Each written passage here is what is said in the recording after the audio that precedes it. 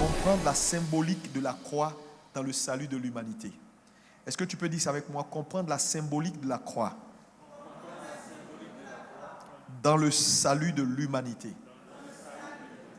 Donc je veux que tu sois attentif parce que si tu ne comprends pas ce que je vais te dire maintenant, ça va être compliqué pour toi de comprendre même le christianisme. Nous allons faire quelques lectures et nous allons aller à la parole de Dieu. Nous allons lire ensemble 1 Corinthiens 1, verset 23. Ensuite, Hébreux 12, verset 2.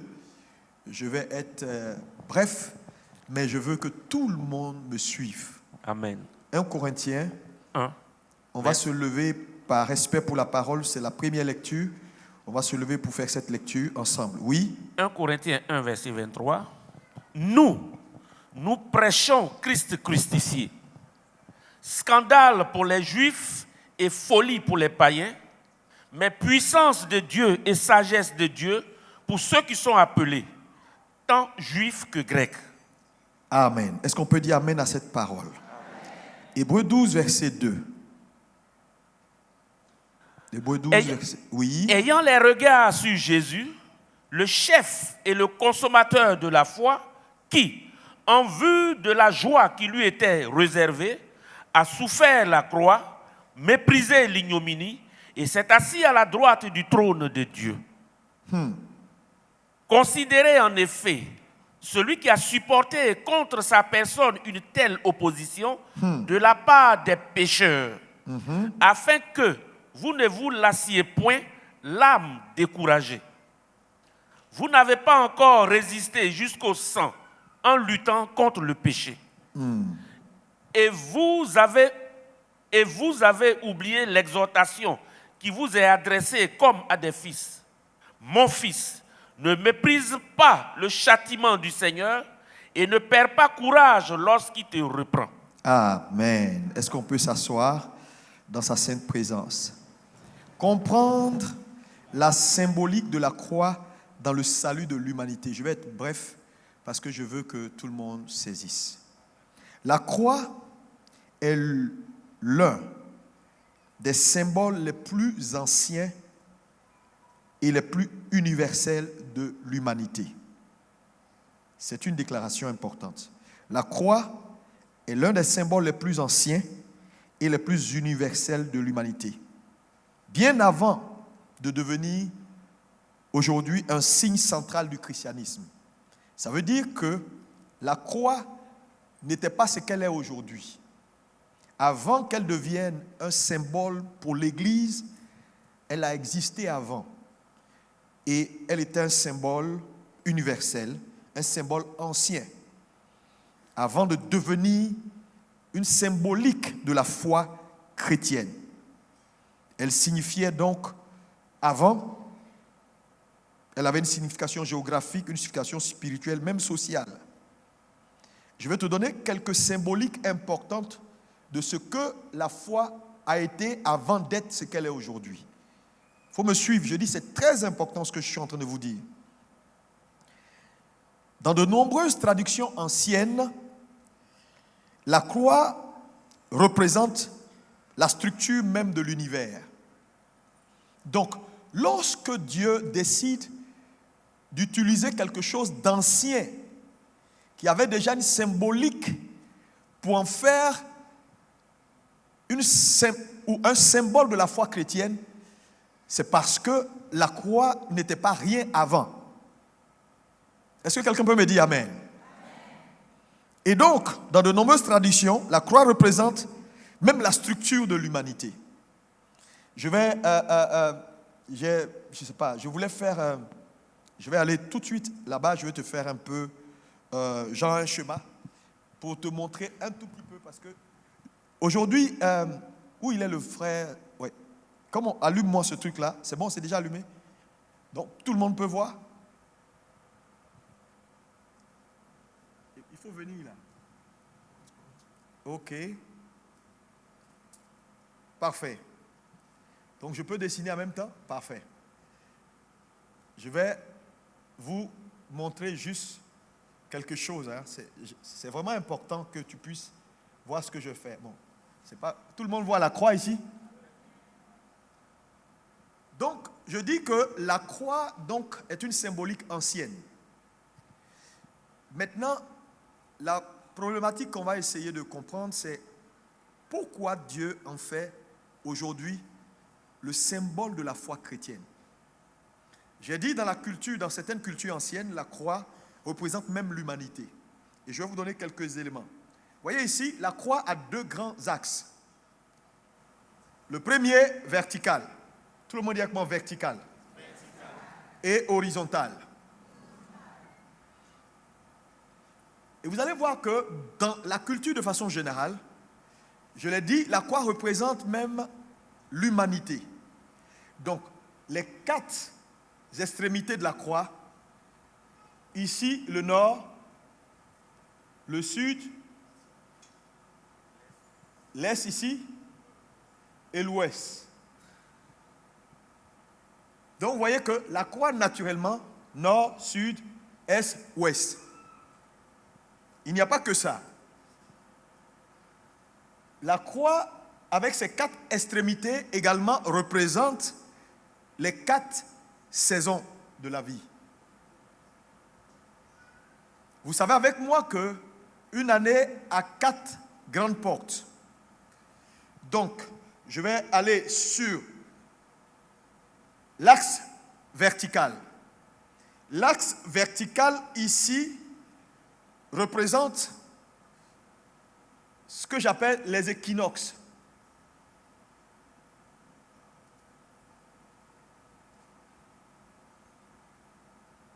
L'axe vertical. Et l'axe horizontal, les quoi? Les solstices. Solstice. Et vous savez que nous avons deux équinoxes, donc, et deux solstices. Est-ce que quelqu'un peut me dire Amen? C'est vraiment important. Il y a beaucoup de versets. Je suis en train de voir comment. Mais je vais faire les schémas et puis après je vais revenir sur les détails. Alléluia. Gloire à Dieu. Donc ici, on a nord, sud, est, ouest, les quatre points cardinaux. Ensuite, on a l'axe vertical. Non. Qu'est-ce que j'ai dit? L'axe vertical. Ça, ce sont les solstices. Solstice. Et puis équinoxe. Équinoxe. Le solstice de l'été ou de l'hiver et le solstice de l'été, l'équinoxe du printemps et l'équinoxe d'automne. Vous voyez que quand on regarde la croix, en fait, elle résume. Est-ce que vous comprenez ce que je...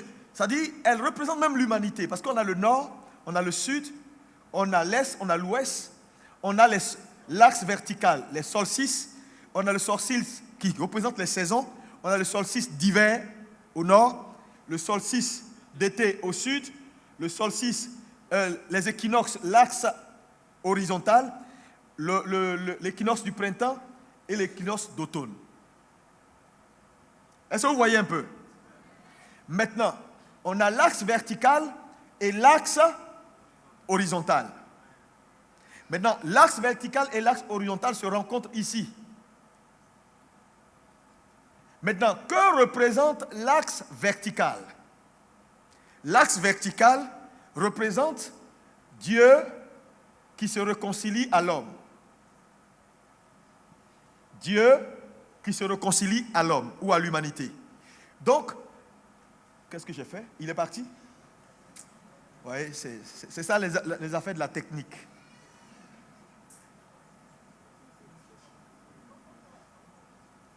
Ou bien une flèche pour faire revenir. C'est pas grave, c'est pas grave. Oui, donc l'axe ici, vertical, représente Dieu qui vient pour les hommes. Donc Dieu se lie aux hommes. L'axe vertical. L'axe horizontal, ce sont les hommes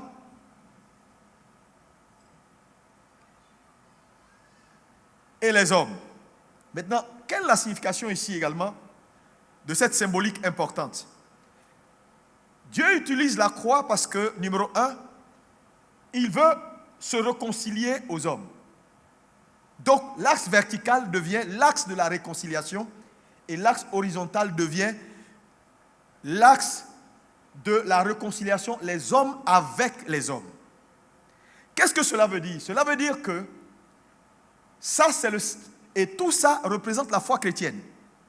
Et au milieu ici, l'intersection entre l'axe vertical et l'axe horizontal, c'est Christ. Tout le monde dit avec moi Christ. Maintenant, chaque enfant de Dieu doit être ici, s'il veut équilibrer sa foi chrétienne.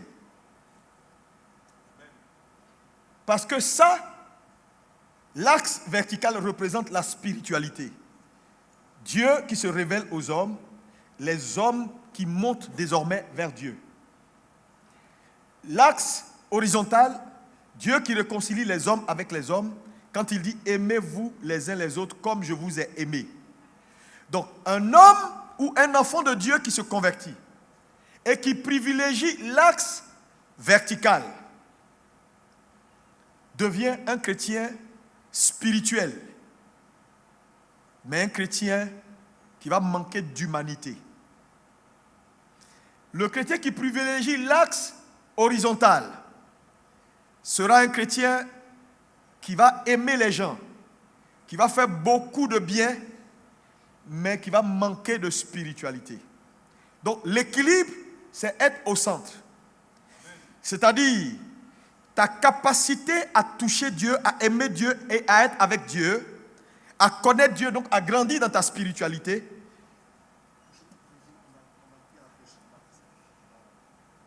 Ouais. Ta capacité donc à toucher et à gagner Dieu, tout en aimant ton prochain, parce que tu ne peux pas dire tu aimes Dieu que tu ne vois pas, et tu n'aimes pas ton prochain que tu vois. Donc la véritable croix de Jésus, ce qu'elle nous enseigne, c'est que chaque enfant de Dieu doit, en ce jour de Pâques, se positionner ici. Pour équilibrer notre spiritualité. De telle sorte que on ne soit plus de ces chrétiens-là qui aiment Dieu mais qui n'aiment pas leurs voisins. Qui aiment Dieu, qui ne voient pas, mais qui ne sont incapables d'aimer le frère qu'ils haïssent. Soit pour des raisons politiques, sociales, dites-moi toutes les raisons. Hein? Économiques, religieuses. C'est pourquoi un véritable enfant de Dieu qui a compris Pâques et qui se positionne ici, c'est-à-dire à l'intersection des deux axes, est un chrétien qui peut se retrouver même chez son frère animiste et manger. Et cela n'enlève rien à sa capacité à connaître, à toucher et à être un homme spirituel. Parce que si l'Église doit pouvoir gagner le monde, elle doit cesser de privilégier l'axe vertical. Seulement. Parce que l'axe vertical seulement, ce n'est pas la croix. C'est un poteau.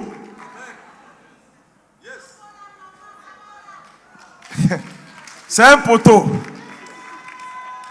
Et sinon, tu vas taper poteau. Donc, ta capacité à aimer Dieu, à comprendre Dieu, à avoir une interaction avec le Dieu qui a établi le pont, parce que la croix est comme un pont. Dieu met un pont entre lui et nous. Mais là où la plupart des chrétiens n'ont pas compris, c'est qu'ils pensent que l'axe vertical est le plus important, il n'y a pas de problème. Maintenant, si tu as raté l'axe horizontal, la croix n'aura pas de sens pour toi. Tu vas porter un poteau pour te promener alors que Jésus a dit, celui qui vient après moi, qui porte ça. Donc ce matin, je veux que tu dises à ton frère, je t'aime tel que tu es. Oh, dis-lui ça bien encore. Dis-lui ça fort. Ah ouais. Acclame maintenant Jésus-Christ de Nazareth. Voyez-vous, le christianisme est une belle religion. Malheureusement, vous allez voir, dans des sphères n'ayant pas compris que Christ est juste venu pour mourir, il est ressuscité, il nous a donné la vie, mais c'est afin que également nous puissions vivre en paix et en tranquillité et on puisse s'aimer. Regardez comment aujourd'hui les nations sont divisées. Regardez comment les gens ne s'aiment pas. Pour un problème de... Lui, il est quoi? Non, moi je ne marche pas avec ceux-là. Lui, il est qui? Moi je ne suis pas avec celui-là. Lui, il fait quoi? Non! On doit s'aimer. Cet amour, l'axe horizontal, est ce qui, associé à l'axe vertical, établit la croix de Christ. Et donc, pour que Dieu choisisse la croix pour en faire le symbole de l'Église, c'est parce que la croix avait déjà des vertus. Parce qu'elle représente le nord, le sud, l'est et l'ouest. Elle représente les 4 grandes saisons de la vie, les portes dans une année, les 2 équinoxes et les 2 solstices, qui sont des portes spirituelles. Donc comment tu peux t'en sortir sans la croix? Donc il n'y a pas meilleur symbolique que Dieu pouvait choisir. Est-ce qu'on peut acclamer le Seigneur pour cela?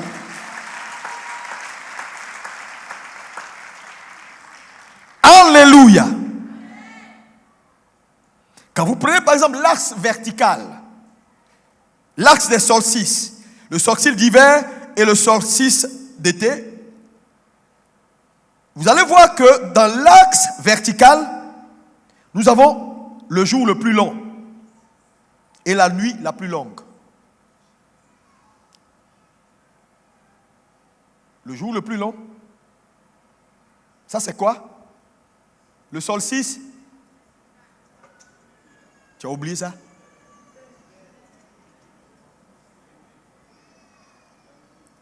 Et le solstice le plus, c'est-à-dire la nuit la plus longue, c'est quoi? Le solstice d'hiver. La nuit tarde. Quand tu es à Paris, par exemple, dans une saison où on peut voir les 4 saisons, c'est-à-dire même à 7 heures, il fait nuit. Non, c'est en hiver, il fait nuit, il fait nuit. À 7 heures, tu te lèves du matin, il fait nuit en hiver. Parce que la nuit est longue. C'est ça le mystère de ton Dieu. Dis-moi Amen. Dis encore Amen. Maintenant, une autre symbolique importante, c'est que chez les Romains, la croix représente une méthode d'exécution extrêmement douloureuse des méchants de la société. Donc, vous allez voir que dans la société romaine, la croix existait, mais c'était un moyen pour tuer les bandits. C'est-à-dire, on les met sur la croix pour les faire souffrir, parce que la mort de la croix est une mort par asphyxie. C'est-à-dire, on te met, et la position est telle qu'à un moment donné, tu n'arrives plus à respirer, tu meurs à petit feu. Et puis les gens te contemplent, les gens se moquent de toi. Donc, les hommes qui étaient en rupture de banc avec la société, ceux-là, c'est sur la croix qu'on les punissait. Donc la croix, dans la culture romaine, n'était pas quelque chose de beau. C'était quelque chose de douloureux. C'était quelque chose qui était réservé aux criminels, aux plus méprisés. Les Romains exécutaient. Et quand on lit Jean 19, verset 16, lis-moi ça rapidement, vous allez voir que la Bible nous parle. Vas-y, Jean 19, verset 16. La Bible dit... Oui. Alors il le leur livra pour être crucifié. Il prit donc Jésus et l'emmenèrent. Oui. Jésus, portant sa croix, arriva au lieu du crâne qui se nomme en hébreu Golgotha. Oui. C'est là qu'il fut crucifié et 2 autres avec lui, un de chaque côté et Jésus au milieu. Pilate, on voyait que Jésus était au milieu et il y avait 2 autres bandits parce que chez les Romains, on exécutait les esclaves, les rebelles, les violents. Donc, c'était un moyen pour avertir le peuple pour dire, si vous vous comportez mal, voilà votre sort. Donc, la croix était un moyen de répression. Quelqu'un me dit avec moi, moyen de répression. Donc, la croix n'était pas réservée pour les Romains, mais elle était réservée pour les esclaves, les étrangers, les rebelles. C'était une mort dégradante, une mort douloureuse, scandaleuse. Donc, devant les Juifs, c'était un scandale, cette façon de mettre à mort. Et quand on lit 1 Corinthiens 1, verset 23, que nous avons lu tout à l'heure, nous avons que Christ crucifié, scandale pour les Juifs et folie pour les païens. Donc, vous voyez que la croix n'a jamais été une bonne chose dans la culture romaine. Donc, je prends ce temps pour vous expliquer ce qu'elle a été dans la symbolique de façon générale et ce qu'elle représente pour la culture romaine. Alléluia. Philippiens 2, verset 8. Lisons Philippiens 2, verset 8. Il s'est humilié lui-même. Parlant de Jésus, il s'est humilié lui-même. Se rendant obéissant jusqu'à la mort, même jusqu'à la mort de la croix. Jusqu'à la mort de la croix. Donc Jésus, ou la mort à la croix, n'était pas une mort qui était une belle mort. Puisque la croix symbolique la honte, le mépris, ce qui n'est pas bon. Lorsqu'on veut punir un homme, c'est la croix. Et Jésus est mort donc de cette mort honteuse, de cette mort diffamatoire. Mais il l'a fait à cause de toi et à cause de moi. Oh, dis-moi amen. Maintenant, ma deuxième analyse, comment Dieu donc décide de transformer quelque chose de si vilain, de si horrible, dans la symbolique de la foi chrétienne. Comment? Et pourquoi il le fait? C'est là que nous pouvons voir jusqu'à où notre Dieu est sage. La Bible dit qu'il prend les choses viles, les choses qui n'ont pas de valeur et de sens, pour en faire des choses de grande valeur. Et la preuve, tu es assis devant moi. Toi qui n'étais rien, toi qui n'avais aucune considération, qui sort peut-être d'une famille dont on ne connaît même pas le nom. Aujourd'hui, il a fait de toi co-héritier et fils du Très-Haut. Est-ce que tu peux acclamer cette sagesse infiniment variée de notre Dieu? Alléluia! Alléluia! Voilà ce que Jésus est capable de faire. Alléluia! Et donc, le vendredi soir, lorsque Jésus est mis à la croix qui représente l'échec, cette croix représente toujours l'échec, la malédiction. Une chose importante ici que je veux que vous puissiez saisir, quand Jésus meurt à la croix ne change pas. Elle est toujours la honte. Elle est toujours l'échec. Elle est toujours la malédiction. Mais il faut qu'on attende dimanche matin pour que la croix change d'identité. Mais oui, parce qu'en réalité, ce qui transforme la malédiction, l'échec de la croix, l'ignominie de la croix, en ce qu'elle représente aujourd'hui, ce n'est pas le fait qu'on a pris la croix et puis on met sur nos maisons, on dit Jésus est mort sur la croix. Non. Il y a une seule chose qui a changé la nature de la croix, c'est la résurrection. Dis avec moi la résurrection. Oh, plus fort, la résurrection.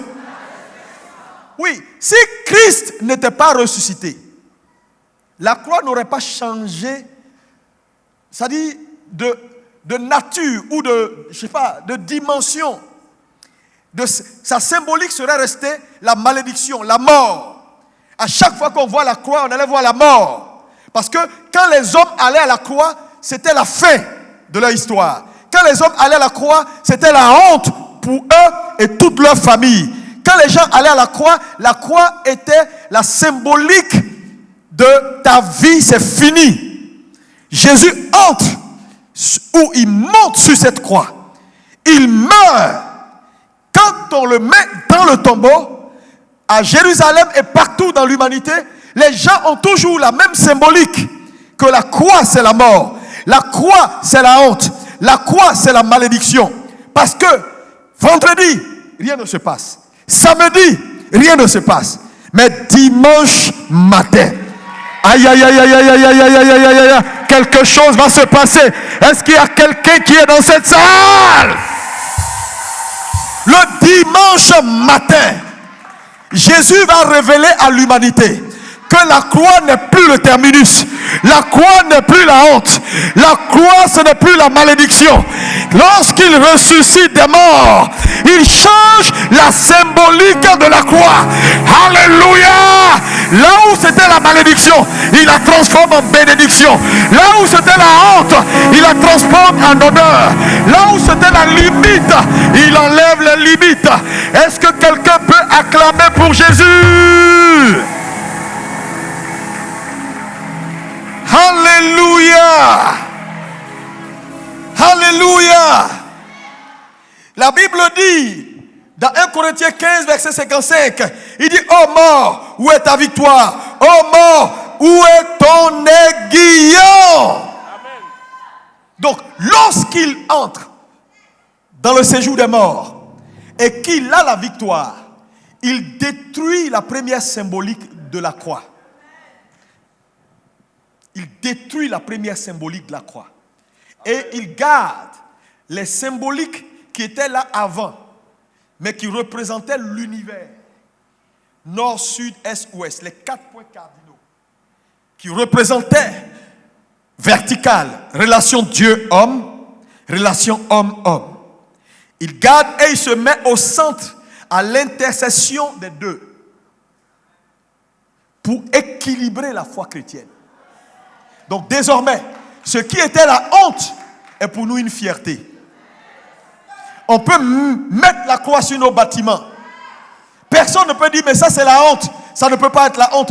Parce que la résurrection, ce qui ressuscite n'a plus la même forme, n'a plus la même identité, n'a plus la même nature que ce qui est mort.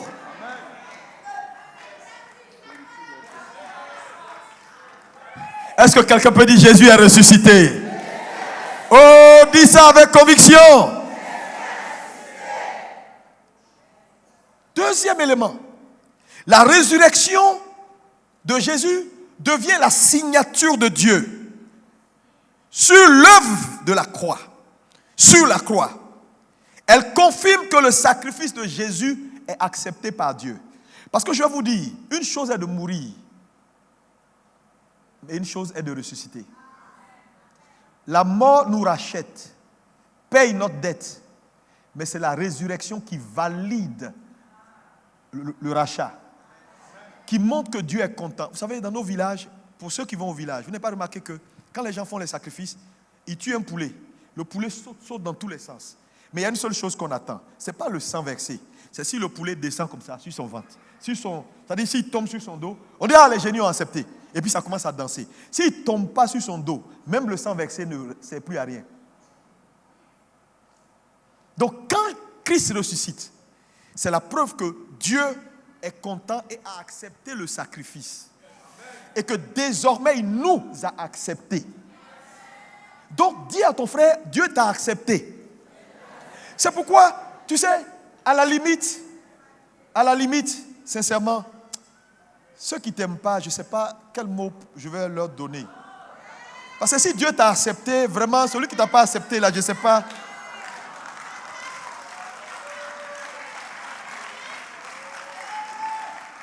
Je veux t'encourager, Église. Je veux vous encourager. Trop de gens ont besoin de validation pour vivre. Ils ont besoin qu'on leur dise, oui, je suis avec toi pour vivre. Non. Dieu t'a accepté. Jésus t'a pris. Il t'a mis au dos. Oh. C'est pourquoi toutes tes limites sont ôtées au nom de Jésus. Ils viendront contre toi par un seul chemin. Ils s'enfuiront devant toi par 7 chemins. Je déclare, ils te combattront, mais ils ne pourront pas te vaincre. Je dis, ils te combattront, mais ils ne pourront pas te vaincre au nom de Jésus. Parce que Dieu t'a déjà accepté. Dieu t'a accepté. Dieu t'a accepté. Il t'a accepté. Dis avec moi, Jésus m'a accepté. Oui, c'est validé. Waouh!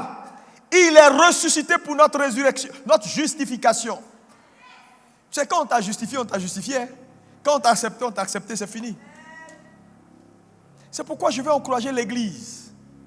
Sortez de la religion. La religion tue. Comprenez que la croix est la symbolique de la foi chrétienne. Il n'y a pas de foi chrétienne sans la croix. Parce que la croix représente tout. Elle représente le sacrifice de Jésus. Elle représente sa résurrection. Donc l'acceptation de Dieu. Quand les femmes viennent au tombeau et que le tombeau, la pierre est roulée, que le tombeau est vide, c'est une preuve que Dieu est satisfait. C'est pourquoi le christianisme n'est pas une religion. C'est une transformation. Le christianisme, c'est Dieu qui est venu chercher les hommes.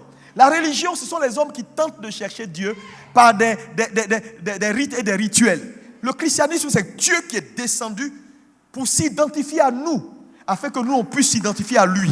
Ça, c'est l'axe vertical. L'axe vertical. Dis avec moi, l'axe vertical. Dieu qui est descendu vers toi pour que toi, tu puisses monter vers lui. Il a établi le pont de façon éternelle. C'est pourquoi, quels que soient tes problèmes, demande simplement pardon à Dieu. Il t'a accepté déjà. Ne fuis pas la présence de ton Dieu. Ne fuis pas. Parce que quand tu n'étais pas digne, il t'a aimé. C'est pas maintenant que tu es dedans, là, il va dire oui, tu as fait ça, je suis fâché contre toi. Pourquoi tu as fait ça? Pourquoi? Non, Dieu vous aime. Parce que si vous ne découvrez pas l'amour de Dieu pour vous, vous n'aurez pas d'amour à donner. La plupart des gens qui ne savent pas aimer, c'est parce qu'ils ne savent pas eux-mêmes s'aimer. Parce qu'on ne peut que donner que ce qu'on a. Tu ne sais même pas que Dieu t'aime infiniment au-delà de ce que tu peux penser ou imaginer. Le fait d'avoir accepté d'aller jusqu'en enfer, c'était une façon de te montrer jusqu'à où il est prêt pour toi. C'est pas le petit miracle là qui ne va pas te donner. C'est pas le bébé qui ne va pas te donner. C'est pas l'argent qui ne va pas te donner. Quand vous restez sur ces choses-là, vous êtes limité. Je dis toujours, si tout ce que tu cherches dans ta vie c'est l'argent, tu es perdu. Parce que la vie a des monnaies et l'argent est la plus petite monnaie dans la vie. L'intégrité, la loyauté, c'est supérieur à l'argent. L'intégrité est une monnaie. Elle est 10 fois supérieure à l'argent. Il y a des gens qui disent l'argent. Toujours l'argent. Partout ils vont, c'est l'argent. Tu n'as rien compris. La bonne réputation vaut mieux que de l'or.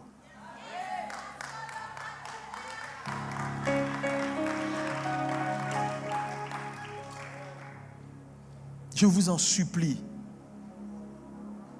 découvrez l'amour que Dieu a pour vous ce matin.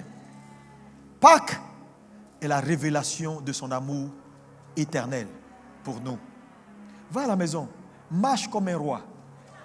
Si tu n'as pas, mange un poulet, bois un coca, rote bien, et puis on s'en fout.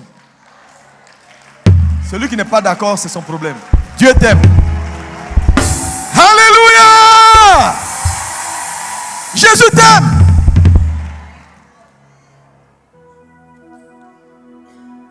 Jésus transforme ce qui est la mort en un instrument de réconciliation, en un pont avec les hommes. Pont, lui, avec les hommes et les hommes entre les hommes. C'est pourquoi je vais vous dire, aimer, c'est tout dans la vie. Ouais. Un homme qui a un bon cœur, on ne peut pas le vaincre. On ne peut pas le vaincre. On ne peut pas le vaincre. On ne peut pas le vaincre. Les hommes regardent à l'apparence, mais Dieu au cœur. C'est pourquoi souvent, tu es étonné, tu dis, mais comment lui, il a fait pour être là? Et vous savez, les hommes, quand ils ne comprennent pas comment Dieu t'aide, ils vont trouver des justifications. Ils vont chercher à expliquer. Bon, il est là parce que il connaît lui, il connaît lui. Oui, mais pourquoi toi, tu ne le connais pas? Si c'est à cause de connaître qu'il est là, toi, pourquoi tu ne le connais pas? Vous savez, quand vous voyez Dieu élever un homme, bénissez Dieu. C'est une vue limitée que de chercher à justifier.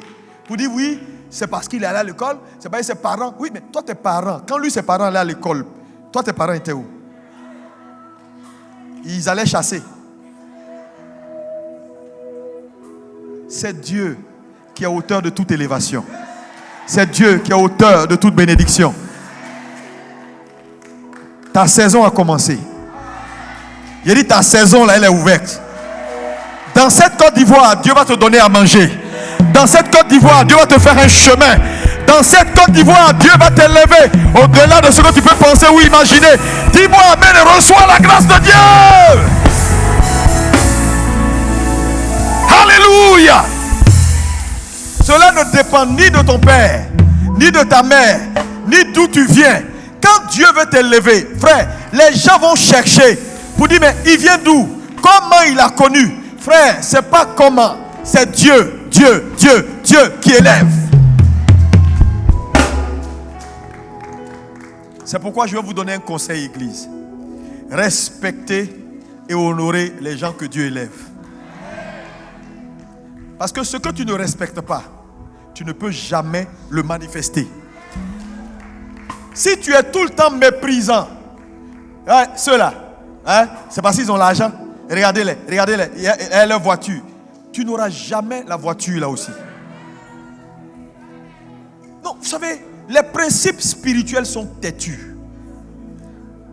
Quand Dieu a élevé quelqu'un, il faut juste l'honorer et respecter la grâce. Parce que Dieu, les critères de Dieu ne sont pas les critères des hommes.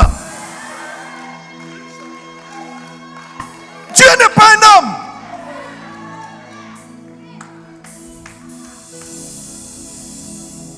Moi, pour certains, vous savez, j'étais assis avant-hier.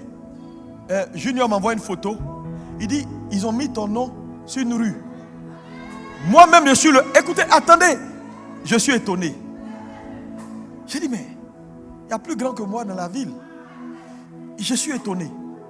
Je ne comprends rien de ce qui m'arrive. Qui a fait ça? Je ne sais pas c'est qui. Qui est là-bas? Je ne sais pas c'est qui. Je dis, moi-même, je ne sais pas c'est qui. Je veux dire à quelqu'un, frère, Dieu a la capacité de dribbler tes ennemis. Et puis, quand il se réveille, tu es au sommet. Quand il se réveille, tu es au sommet.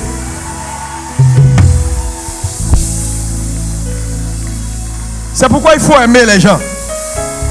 Alléluia. Il faut aimer les gens. Oh, il faut aimer les gens. Vous savez, les gens justifient toujours ce qu'ils ne savent pas.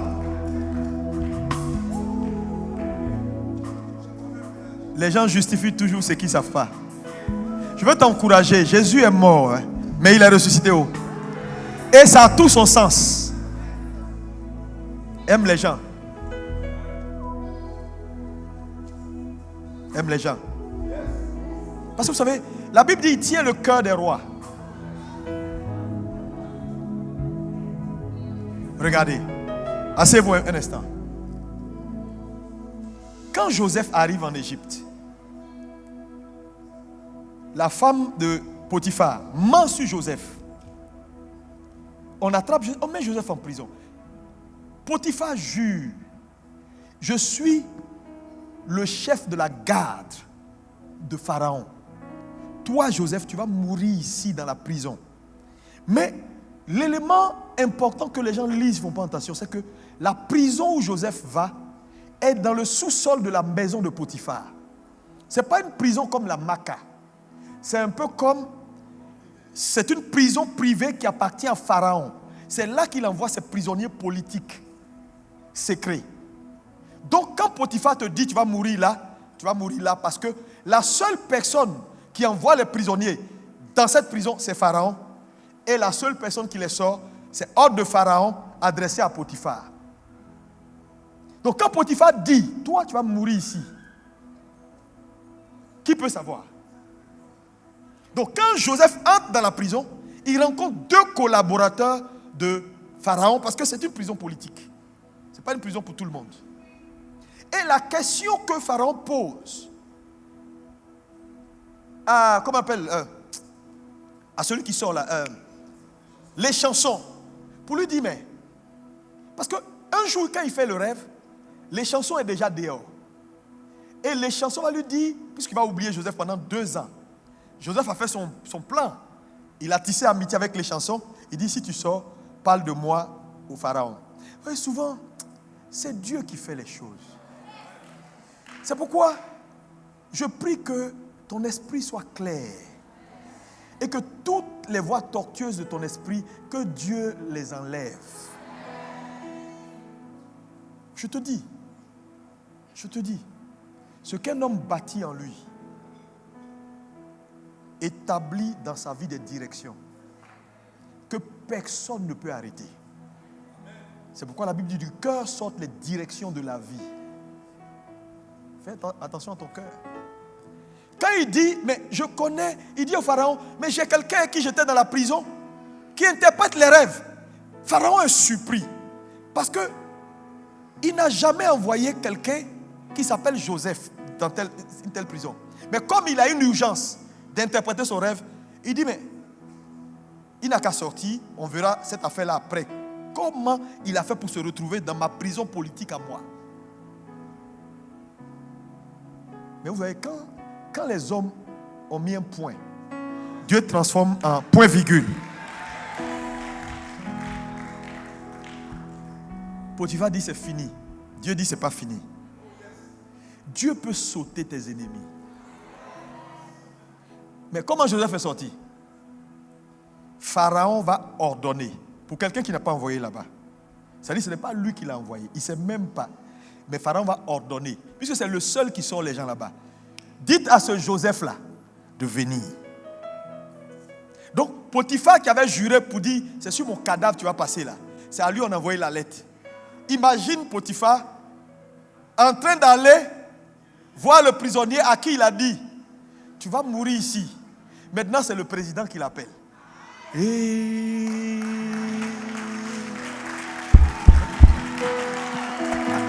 Est-ce qu'on peut acclamer Jésus?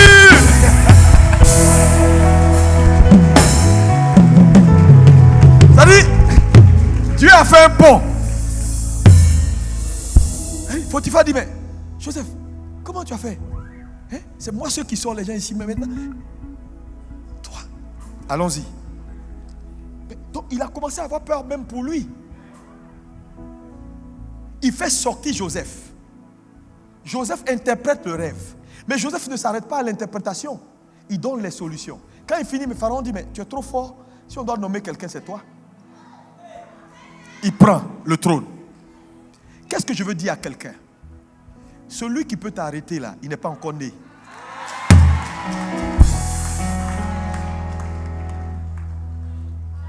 J'ai des témoignages. Un jeune homme brillant dans une grande structure de la place. Un de ses patrons l'a regardé un matin et dit, toi, tant que je vis, je suis ici, tu ne vas jamais avoir de promotion. Un matin, il est allé dormir, il ne s'est pas réveillé. Celui qui est venu, 2 semaines après, il lui a donné la promotion. Je vais vous dire, croyez en Dieu et croyez en votre destin et à votre destinée. Ça peut mettre le temps que ça va mettre, mais Jésus est ressuscité. Tout devient possible pour vous. C'est pourquoi faut pas faire palabre quand Dieu élève quelqu'un. Ton tour arrive. Faut pas être jaloux quand quelqu'un a une position. Ton tour arrive. Ton tour arrive. Ton tour arrive. Ton tour arrive. Vous savez, la jalousie, la méchanceté, ça fait partie de la nature humaine. Mais vous, chrétiens, qui avez compris la croix, si vous jouez avec la méchanceté et la jalousie, vous détruisez l'axe horizontal. La croix, la puissance de la croix n'aura plus effet dans votre vie. Parce que désormais, vous portez un poteau.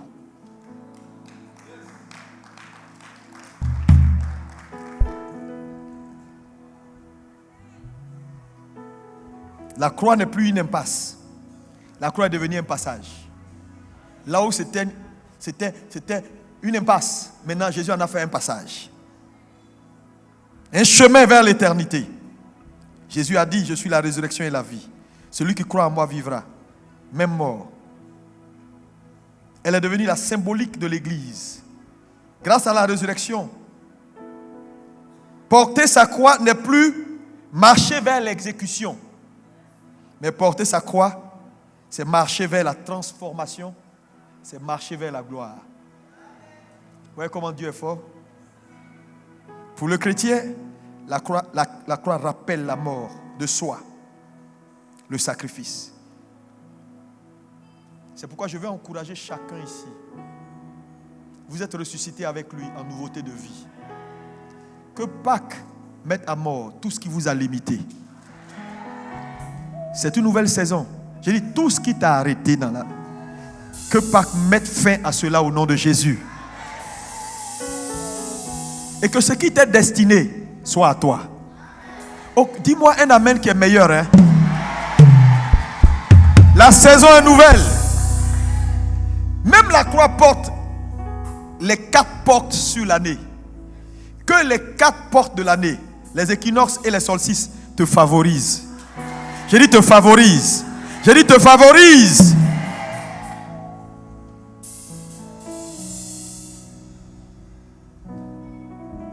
En résumé, la résurrection est le grand oui de Dieu à la croix. Elle transforme l'instrument de honte en étendard d'espérance. Et la leçon qu'elle nous donne, c'est que la douleur n'a pas le dernier mot. La malédiction n'a pas le dernier mot.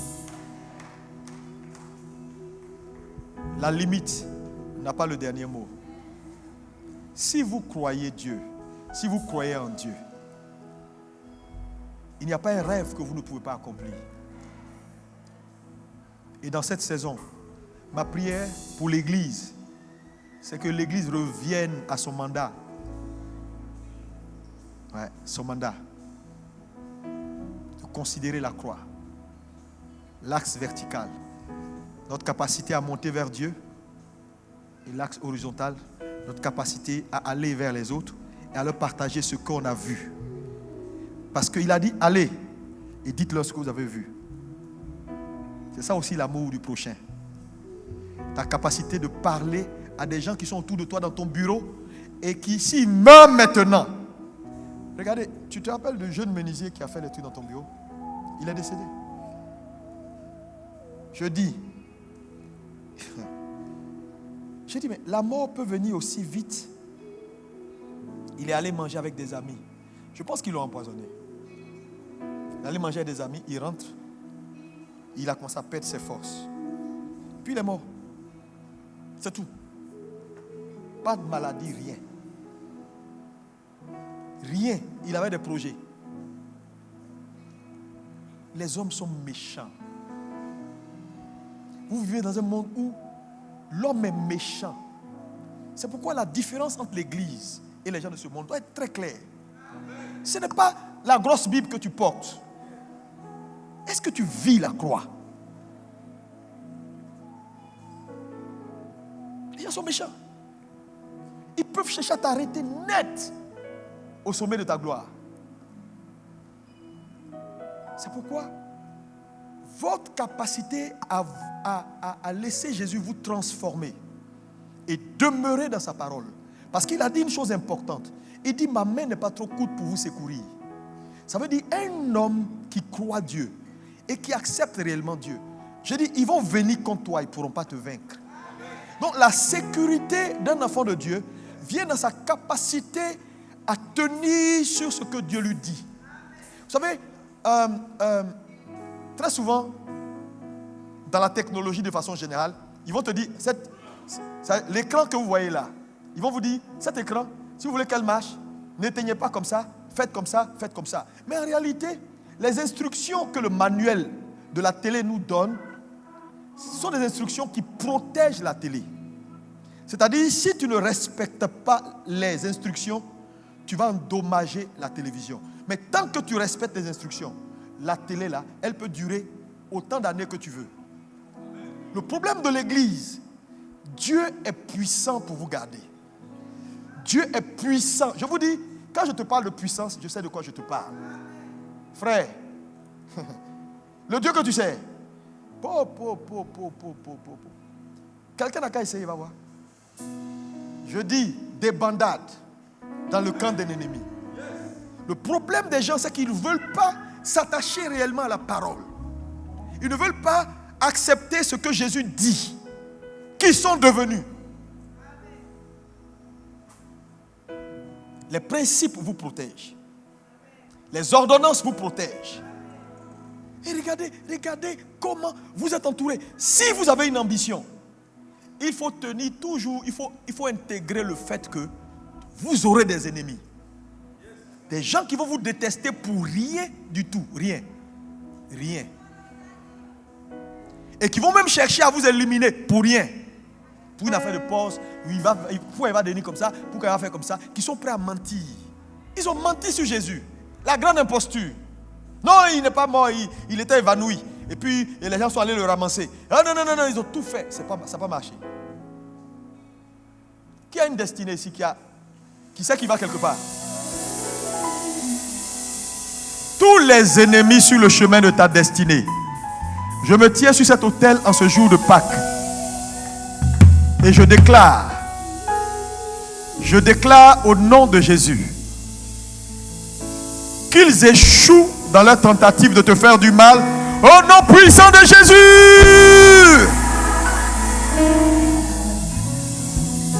Qu'ils tombent dans les pièges qu'ils ont préparés sur ton chemin. Ils tomberont dans leur propre piège au nom de Jésus. Et la main de l'Éternel te protège, te conduit dans l'accomplissement de ta destinée.